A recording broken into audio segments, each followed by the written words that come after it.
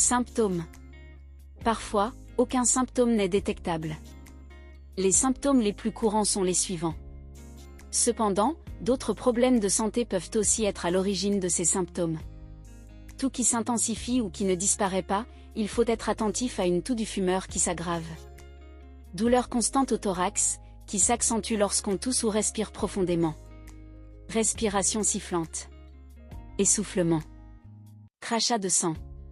Voix enrouée durant plus de 3 à 4 semaines.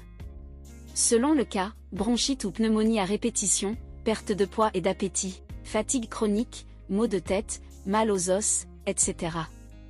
Personnes à risque. Fumeurs ayant une prédisposition génétique au cancer. Les experts avancent que des facteurs génétiques pourraient expliquer, par exemple, le fait que certaines personnes fument peu et développent le cancer, tandis que d'autres fument beaucoup, mais ne le développent pas. Personnes atteintes d'une maladie pulmonaire chronique, comme la sclérodermie, ou qui ont de la fibrose, tissu cicatriciel, dans les poumons. La fibrose peut apparaître à la suite d'une pneumonie ou de la tuberculose. Les facteurs de risque du cancer du poumon. Éviter ces facteurs permet de réduire le risque de cancer du poumon. Néanmoins, la plupart des personnes qui ont un facteur de risque ne seront pas atteintes de ce cancer. D'autre part, il arrive que la maladie se déclare même en l'absence de tous ces facteurs de risque. Principal facteur de risque. Fumer la cigarette. De loin, il s'agit du plus important facteur de risque.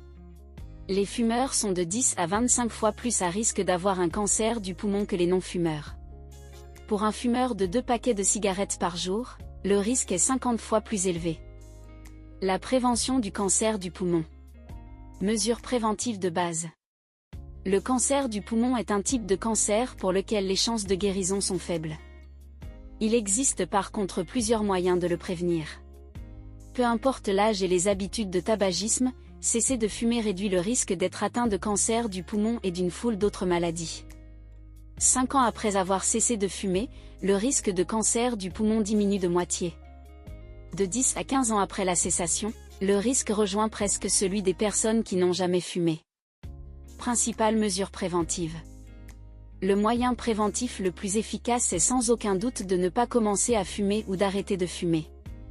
Réduire sa consommation permet aussi de réduire le risque de cancer du poumon. Soutien psychologique et social.